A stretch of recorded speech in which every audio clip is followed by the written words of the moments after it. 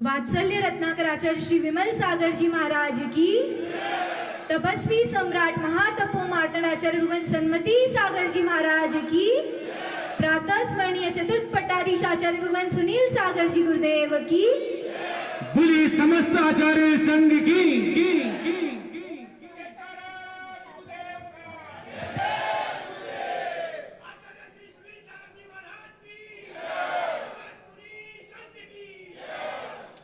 शिल्पकार पाषाण को फोड़ता है, पत्थर को फोड़ता है, उसे बर्बाद करने के लिए नहीं, बल्कि उसकी तकदीर बनाने के लिए, उसे एक मूर्ति रूप आकार देने के लिए।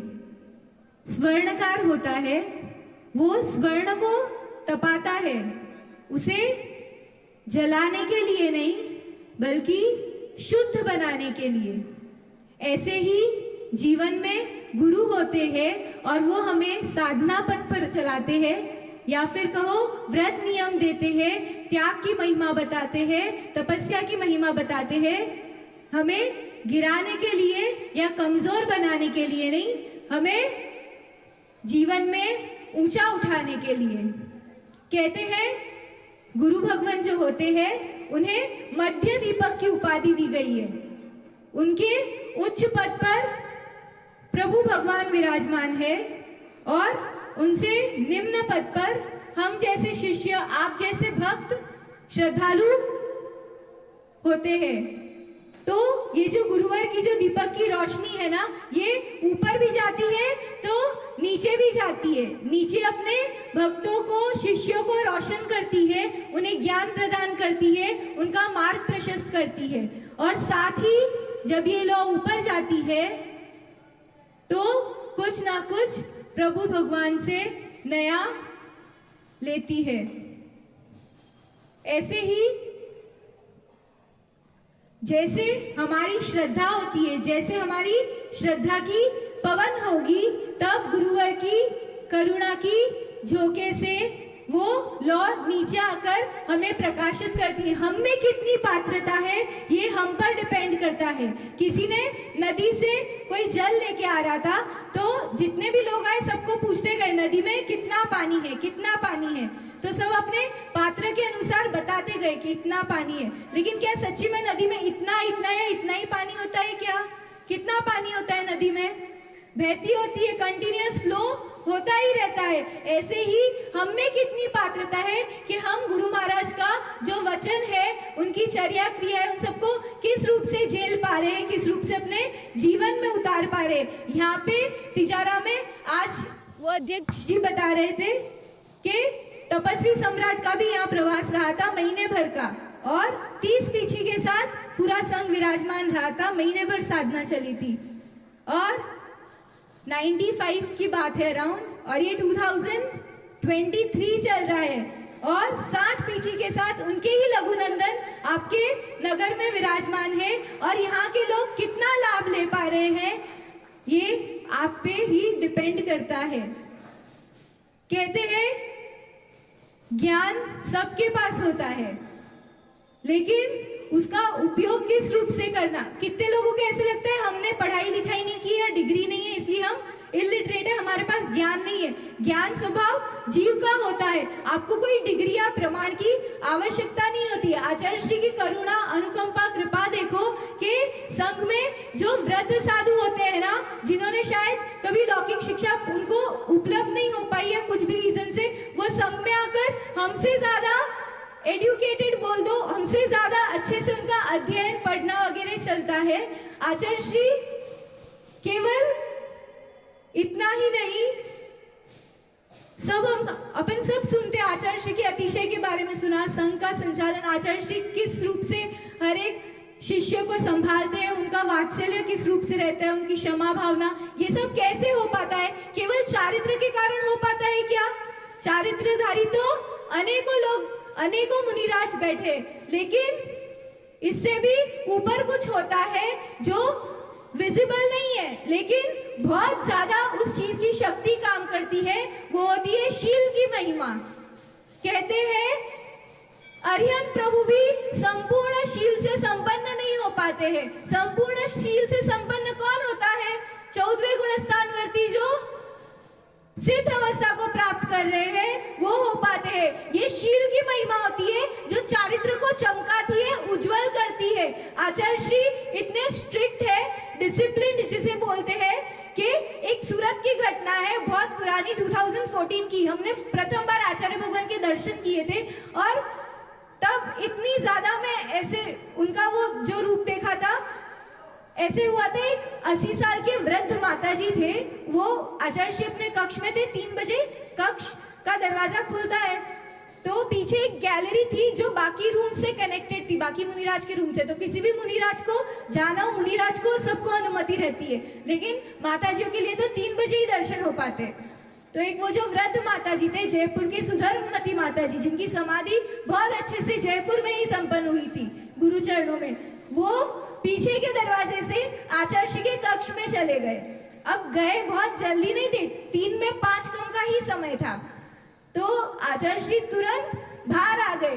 पहले तो कुछ नहीं बोले, फिर जैसे ही मौन खुला स्वाध्याय प्रतिष्ठापन के बाद, तो सबसे पहले आचार्य श्री ने इसी विषय को उठाया कि आप हमारे कक्ष में क्यों आए? जब हम आ रहे हैं, 5 मिनट की बात तो थी और इतना तो कुछ अर्जेंट भी नहीं था।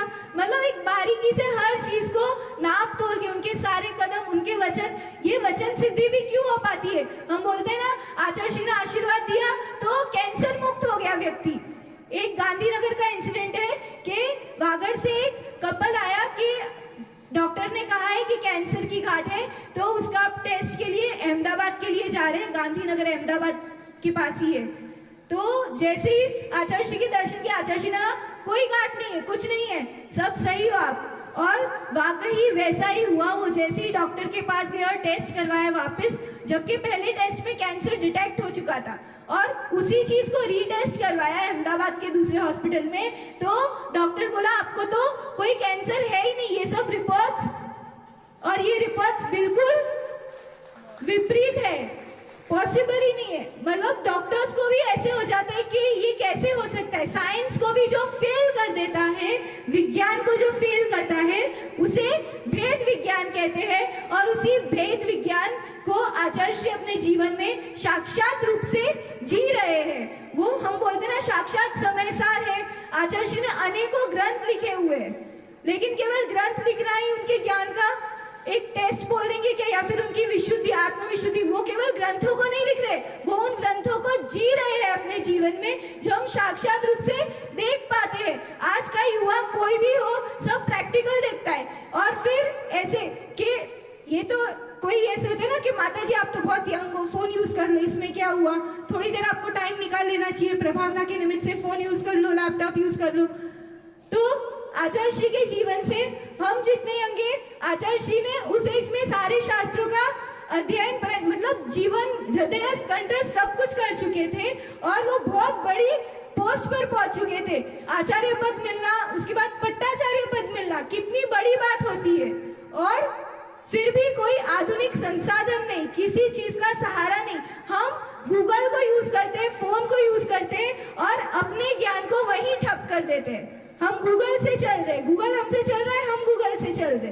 कभी सोचा है जब फोन यूज करते हैं, इंस्टाग्राम पे टाइम वेस्ट करते हैं, ट्विटर वगैरह यूज कर रहे हैं, या फिर कोई भी ले लो वेबसाइट या फिर सोशल नेटवर्किंग साइट्स, टाइम अपना वेस्ट हो रहा है, ज्ञान अपना ठप हो रहा है। उसकी जगह आचार्य भगवान के जीवन को देखेंगे हम, कंटिन्यूअस कोई ना कोई एक शास्त्राध्ययन, शास्त्राभ्यास, और जब भी जो भी बोलेंगे इतना नपातुला, और एक वर्ड का अनेक रूप से सबको समझ में आ जाए, उस रूप से उसका मीनिंग होता है। बोलो ना, मल्टीपर्पज सेंटेंस स्टेटमेंट्स होते हैं आचार्य श्री के, जो सबकी लाइफ को चेंज कर देते हैं, किसी को किस रूप में तो किसी को किस रूप में। अगर कोई डिप्रेस्ड भी हो ना, तो आचार्य श्री से बात करे नहीं करे, उनके आभा मंडल, उनके ऑरा में भी आ जाए ना, वहीं उसको एनर्जी मिल जाती है, पॉजिटिविटी आ जाती है। एक सकारात्मक सोच जीवन बदल देती है। तो यहाँ तो जिनका जीवन ही पूरा पॉजिटिव है हर रूप से, वो कितनों के जीवन को बदलते होंगे। जब पद पद विहार होता है ना, तो आदिवासी तो क्या, जितने जो भी आते हैं ना, जितना क्राउड, सब अपने आप नतमस्तक हो जाते हैं। और फिर कहीं आहारचर्या के लिए रुक गए किसी स्कूल में या रात्रि विश्राम हुआ, तो उस गांव के लोग स्वयं सामने से आते हैं, गुरुदेव हमको थोड़ी देर कुछ उद्बोधन दो।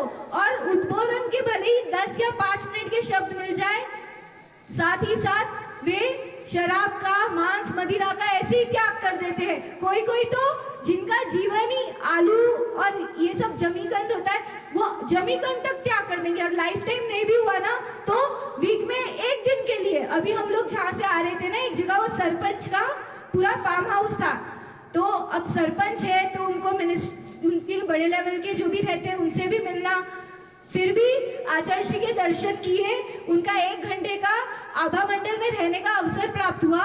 और सहज ही बस अभी तो स्वाध्याय में मैंने 4 शब्द सुने थे, आचार्य श्री शुद्धि करके आए, और आहारचर्या के पहले ही मतलब 9 बजे स्टार्ट हुआ और 10 बजे वो आके बोल रहे, महाराज जी हर शुक्रवार को मैं रात्रि भोजन का पालन करूंगा, रात्रि भोजन नहीं करूंगा और आलू का भी त्याग करता हूँ। कितनी सहजता से हो जाता है। और हम जैन होके भी कर पाते हैं, हम अपने बहू बेटी बच्चों को रोक पाते हैं, हमसे कितनी अप्रभावना हो जाती है।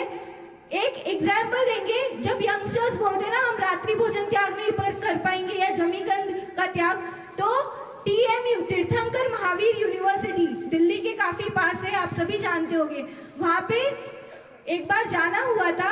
वहां पे 2 प्रतिमाधारी श्राविका थी, वो इतनी यंग थी, 40 से ज्यादा उनकी एज नहीं होगी, और वो इंजीनियरिंग कॉलेज की हेड थी वहां की। 2 प्रतिमा का पालन कर रही है, जीवन व्यापन कर रही है, अर्न भी कर रही है, फैमिली को भी संभाल रही है, और साथ ही सब कुछ आ गया, धर्म भी हो गया तो सांसारिक जीवन भी हो गया। कितना टफ पड़ता है, क्यों टफ पड़ता है? जो मन में ठान लिया वो आराम से हो जाता है। संकल्प शक्ति अपनी होती है, श्रद्धा अपनी होती है, और गुरु का आशीर्वाद उसमें मिल जाए तो सब कुछ फलित हो जाता है, सब उपलब्धियां हो जाती है। हम अक्सर सोचते हैं कि ये महाराज जी का बहुत बड़ा नाम है, अपन इनके पास जाओ, इनसे आशीर्वाद लो और अपना काम हो जाएगा। अपने स्वार्थ के लिए अपन गुरु को यूज करते हैं, पर स्वार्थ से कार्य की सिद्धि होती है क्या? कैसे होती है कार्य की सिद्धि? कितने तो ऐसे भक्त होते हैं जो साक्षात दर्शन भी नहीं कर पाते, लेकिन फिर भी मन में, हृदय में विराजमान किया हुआ है आचार्य भगवान को, और स्मरण मात्र से काम हो जाते हैं। ये अपनी श्रद्धा होती है, अपनी श्रद्धा की शक्ति होती है कि कार्यों की सिद्धि अपने आप हो जाती है। जीवन में इसी रूप से हमें धर्म को उतारना है, ऐसे नहीं कि धर्म को बोझ बना लिया। आचार्य भगवान कहते हैं गुरु से बड़ा मित्र कोई नहीं होता है। एक छोटी सी कहानी से मैं समाप्त करूंगी। एक बार एक व्यापारी था, ट्रेडर जिसे बोलते हैं ना, वो बिजनेसमैन था, ट्रैवल करता था, तो यूजुअली उसकी ट्रैवलिंग बोट से होती थी। तो एक स्टेट से दूसरे स्टेट में जाना, और जहाँ पे जो सस्ता हो वहां से वो उठा लिया और दूसरे स्टेट में जाके उस चीज को बेच दी। तो ऐसे करते करते उसने बहुत अर्न कर लिया, बहुत प्रॉफिट कमा लिया और बहुत पैसे वाला हो गया। एक दिन एक ऐसे ही सारी मित्रों की मंडली मिली हुई थी, तो वहां पे उसको एक मित्र ने सजेस्ट किया जो उसको बहुत ऐसे घनिष्ठ था, उसके लिए बहुत फील करता था। उसने कहा कि भाई तू एक काम कर, इतना बोट में ट्रैवल करता है ना, तो तू स्विमिंग सीख ले। तो ये थोड़े सोच में पड़ गए जो व्यापारी था ना, कि मैं स्विमिंग सीखूंगा, 2-4 दिन तो जाएंगे, इतना दिन कौन बिगाड़े, मेरे प्रॉफिट में नुकसान हो जाएगा, मैं अर्न नहीं करूंगा 3 दिन तो फिर उसने, मित्र को पता लग गया ये इतना सोच रहा है, मतलब कुछ तो दूसरा ऑप्शन देना पड़ेगा। तो उसने उसको ऑप्शन दिया कि काम करो, आपके पास समय नहीं है ना, कोई बात नहीं, स्विमिंग मत सीखो, आप ना आपकी बोट में 1-2 ड्रम रख लेना। ड्रम होते ना, खाली ड्रम्स होते जो यूजुअली रेस्क्यू टीम्स बोट में रहने देती, वो ड्रम रख लेना आप, तो कभी इनकेस कोई इमरजेंसी हो जाए, सीज स्टॉर्म आ जाए, तो आपको वो बचा लेगा, सरवाइव करवा देगा। फिर एक दिन सच्ची ऐसा हुआ, वो कहीं गया, उसको बहुत ज्यादा मुनाफा हो गया, और वहां पे सोना बहुत सस्ता मिलता था, तो उसने बहुत ज्यादा क्वांटिटी में सोना खरीद लिया। अब नाव तो छोटी सी थी, वो सिंगल ही ट्रैवल करता था, तो उसने नाव में सोना भरा, उसके बाद और सरप्लस और ज्यादा सोना बच रहा था, तो उसने उस ड्रम में भी सोना भर दिया। अब जब वो यात्रा पे निकला रिटर्न आने के लिए, तो सच्ची में साइक्लोन सी स्टॉर्म आ गया। तो जैसे ही वो स्ट्रॉम आया, उसमें वो नाव घूमने लगी, बड़ी बड़ी लहरें उठने लगी और नाव डूबने को थी। तब उसने सोचा कि अरे मित्र की एडवाइस काम आ गई, अपन ये ड्रम को फेंक के इसको पकड़ लेंगे तो डूबेंगे तो नहीं। जैसे ही उसने ड्रम को फेंका और उसके साथ वो कूदा, वो ड्रम के साथ डूब गया। हम भी यही करते हैं, हम जो बचने का साधन है वही राग द्वेष करते बैठ रहे हैं। मंदिर में हम अपनी विशुद्धि बढ़ाने आते हैं, कोई अपने कष्टों को लेके आता है, कोई दुख दर्द लेके आता है, कोई स्वयं को भगवान की मुद्रा को देखकर स्वयं को निहारने आता है, और वहां पे कोई ऐसा भी होता है जो एक एक के परिणाम बिगाड़ते बैठता है। हमें उस रेस्क्यू ऑप्शन, अब हम व्रति त्यागी नहीं बन पा रहे, आगे नियम नहीं ले पा रहे, तो कम से कम स्विमिंग नहीं सीख पा रहा था, है ना, वैसे ही संयम को नहीं धारण कर पा रहे, तो जो रेस्क्यू ऑप्शन है कम से कम उसको तो दूषित नहीं करे।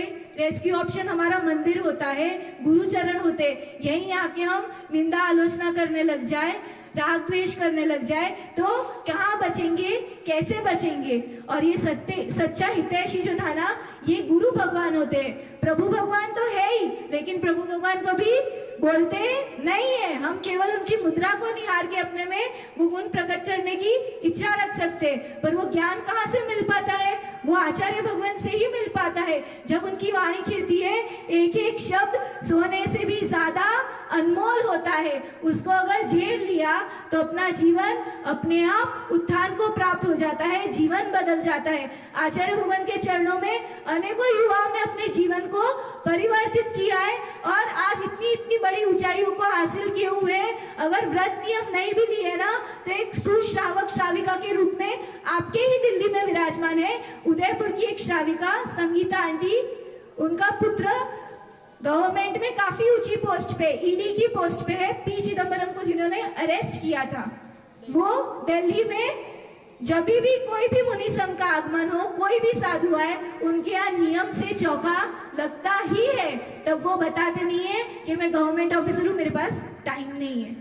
नियम से चौका लगेगा। पति पत्नी दोनों रात्रि भोजन का भी पालन करते हैं। इसी प्रकार आपके पास भी बहुत बड़ा समूह शरण आपकी नगर में चल के आ रहा है। आपको ज्यादा मेहनत नहीं करनी है, केवल जो मिल रहा है उसको जीवन में उतारना है, तो अपने आप आपका भी जीवन सोना सोना और चांदी चांदी सा हो जाएगा। आचार्य भगवान के चरणों में